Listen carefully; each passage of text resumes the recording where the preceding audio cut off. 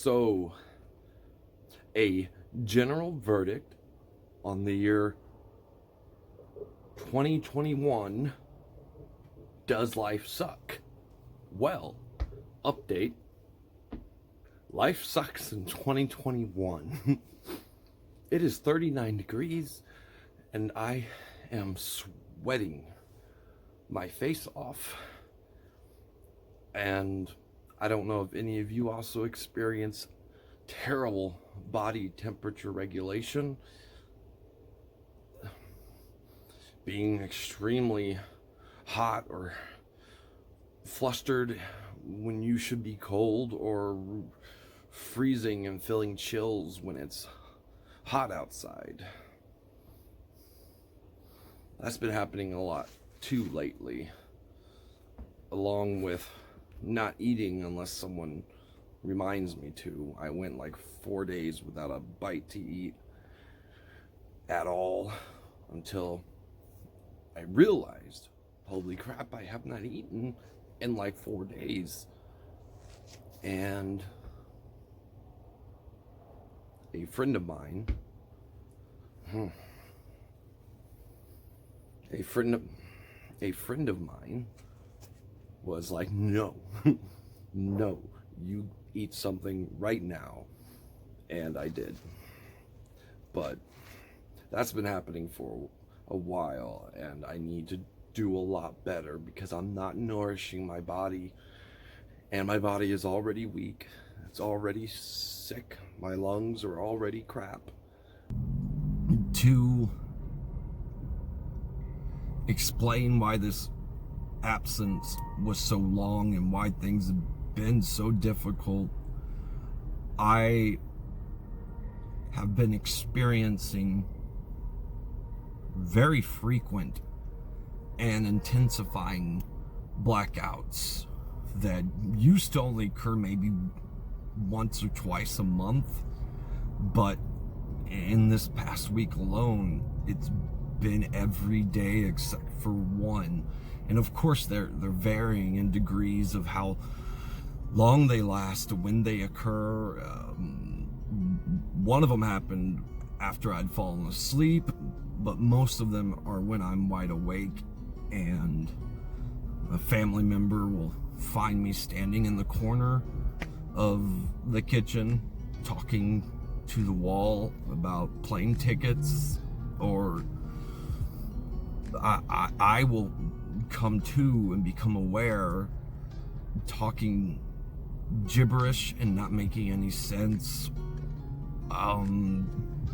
Sometimes like an hour will have passed, and one of them was quite bad and a little dangerous. My father got up in the middle of the night to get something out of the kitchen, and he saw the front door ajar, and he looked out and he saw me. I had apparently gotten up in the middle of the night, taken the computer chair, carried it outside to a walkway that is exposed to the elements completely, and then sat down in just my pajama pants in a freak snow, sleet, and freezing rainstorm that had hit us. And he saw me sitting out there and just in my jammies, pants, talking to no one, and my lips had started to turn blue. I was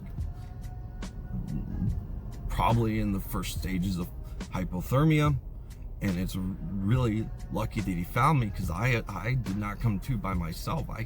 I came to when he started yelling my name and got inside. I had no explanation for that.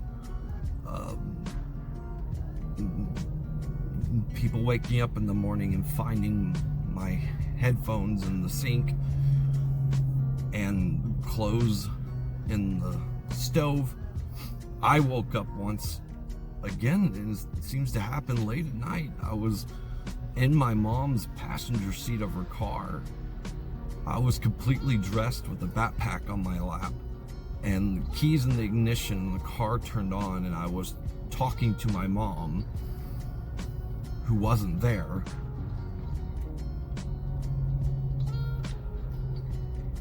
Or another time, I came to speaking with the demon who was trying to influence me to harm myself again, and I had a cutting tool in my hand.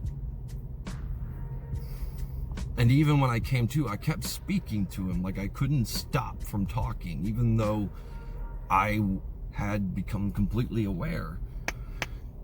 And it was terrifying that I couldn't stop talking or saying the words that were coming out of my mouth.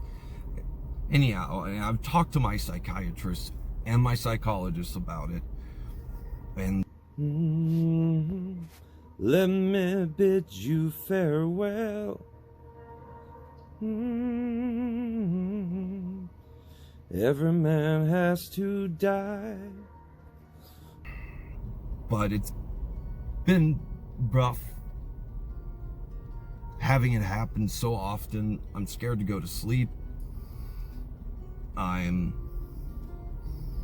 I just don't feel safe, and I don't trust myself. So there's been that, and the holidays were just a lot. And I've just been really embarrassed to come forward and put on a video and admit that I had failed myself, failed you guys in doing some really serious, unfortunate self-harming that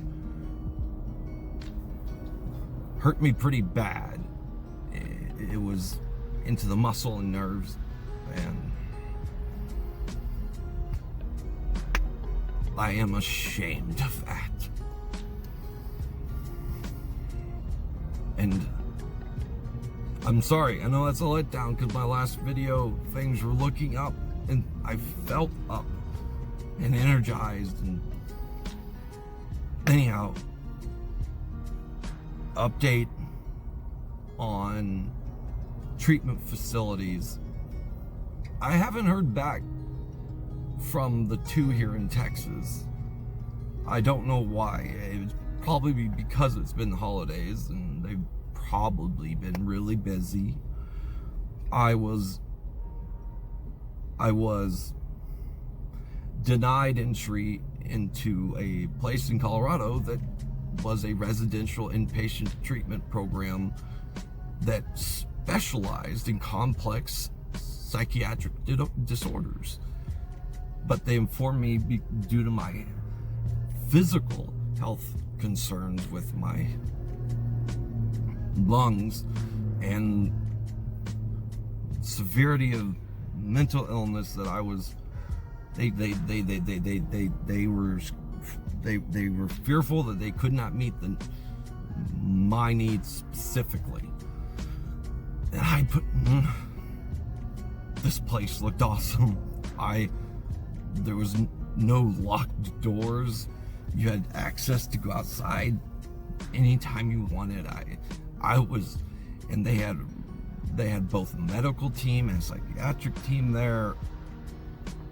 I spent a week and a half searching down every emergency room, every doctor, every imaging done, every lab test, getting all that information for them. Really a lot of work and a personal connection with the individual I was working with to give them that information. But to be denied was soul crushing. And they referred a place here in Texas that has awful reviews. It's a hospital setting. It's massive, a lot of patients, very few staff. That's why I was so looking forward to the place in Colorado, because it had few patients and a lot of staff, so the ratio was what is more beneficial to the patient.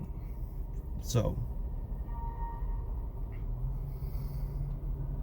I am sorry, thoughts are scattered a lot right now. There's just a lot has happened, and I want to update you on that. But despite all of this, despite the setbacks, despite losing my streak on not self-harming, I haven't quit yet.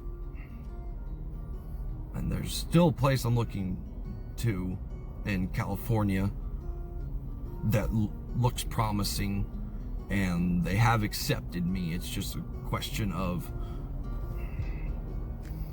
there's other things that go into it that are a bit personal. I don't want to get into that, but it's a decent place, so there's that.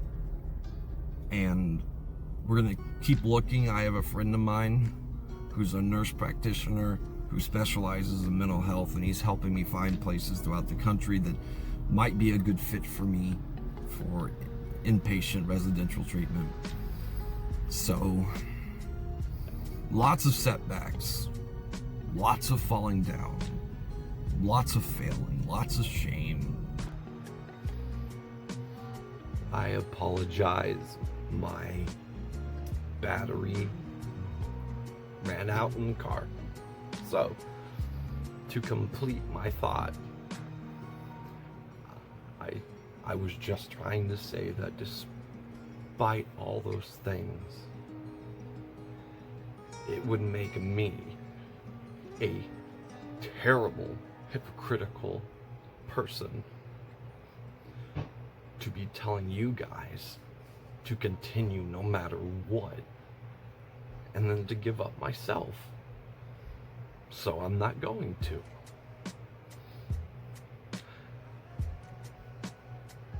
Damn it, I'm gonna go forward.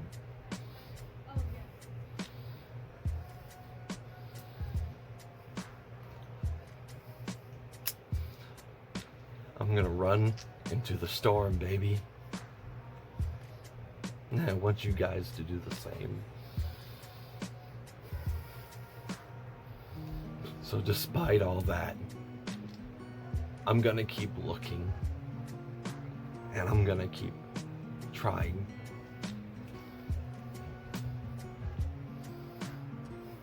And we can do this. We can do this. Thank you for listening.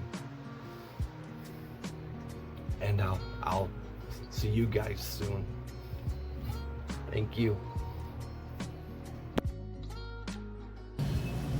So someone hacked into my account and changed all my info and contact information and security questions. And one of the bank representatives basically called me a bumbling idiot for not understanding what she was saying. And every time I tried to ask a question, she would say, "Excuse me, sir, would you please stop talking and listen? And then maybe your brain could hear what I'm saying." And I didn't do anything wrong. And she just humiliated me for like five minutes and treated me like shit and like I was the dumbest person on earth. Someone has complete control of my account, and I can't stop them, and I just wanted help.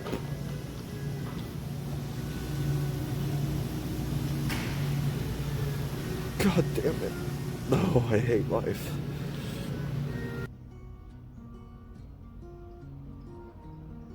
I don't like it. I don't like it at all. But what I've done to try and get through it is I've been keeping a journal and doing my best to be completely honest in this journal, which is actually more difficult than you think. I think a lot of people lie in their journals, and I've had to catch myself not to lie. It's a weird thing to try and make yourself feel better by making yourself look better to you, even if you're not looking better to anyone else, because no one else will ever read that book. It's important that you be honest with yourself in that book, so when you go back and look at what helped and what didn't during difficult times, you have an accurate account of what transpired. And I guess that was my update for today. I am now just trying to get by, and so I'll keep you updated. I'm really excited for my therapy appointment. It's horrible that I have to wait so long for it, but we'll get through it. And for anyone else out there self-isolating or being isolated because of illness, find anything you can do to keep your mind occupied, because it turns against you pretty quick if you don't keep it engaged in whatever ways and whatever means that are at your disposal. So give it a shot. I'll talk to you guys later. Okay, so I want to end this video on a few keynotes, and that's starting off with the fact that I am not giving up on my search, and I am going to keep moving forward the best that I can. Last night I had the awesome opportunity to speak with a dear friend of mine within the organization Students with Psychosis. I'm not sure if she would want her name said, so I'm not going to, but suffice to say she is a beautiful and compassionate human being. And we video chatted to catch up, and I laid everything out for her. All the disappointments, all the rejections, the difficulties and pitfalls that I'm currently experiencing, and she listened. And then really gave me a different perspective, a way to approach this differently. And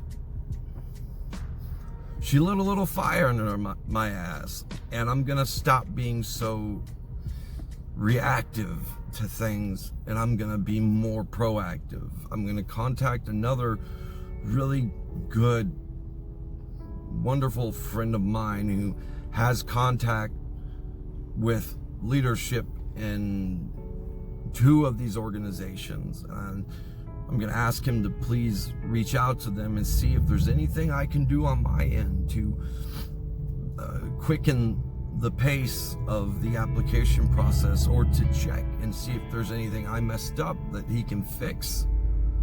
So I'm gonna do that, and then with another friend's help of mine, we're gonna keep searching the country for something that not only fits what I personally am looking for, but what my psychotherapists and psychiatrists both agree would benefit me with a residential treatment program. And the fact is, I'm looking for a place that doesn't have locked doors, that is a more wholesome approach, that has both medical staff and psychiatric staff. And I'm gonna find it. I'm gonna find another one that this time won't reject me. And I don't want to end this video on some grand false face positivity rant, but I will tell you that I have not quit. I'm not going to quit, and I promise you I will keep moving forward one damn step at a time.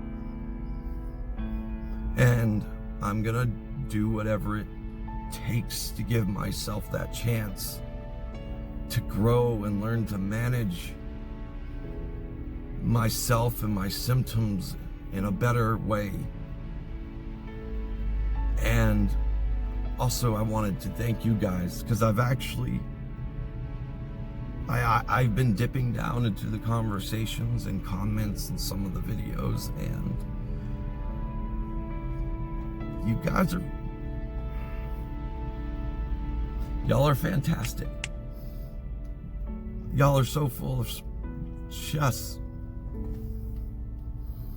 selfless support and words of encouragement, and just such beautiful words. Some of you write poetry down there.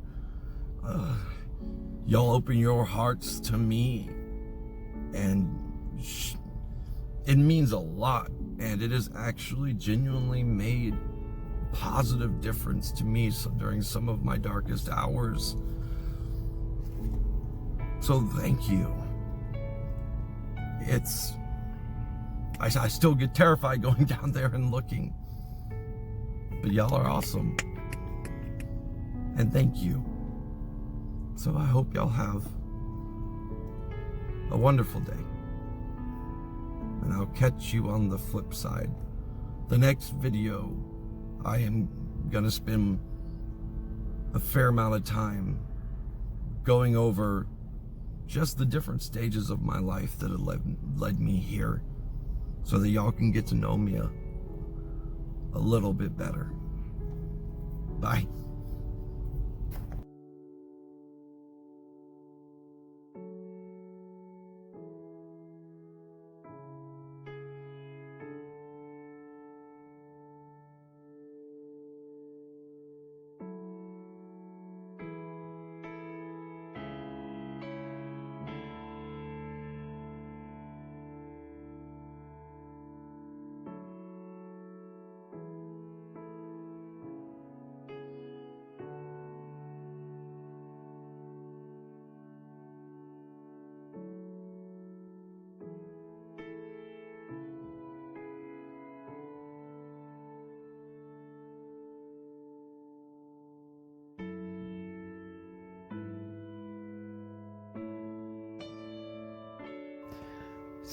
Not fucking fair.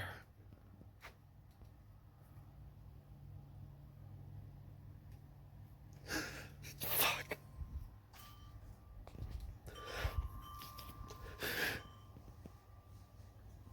Yeah, but I might be gone for a while. I'm sorry. I'll go.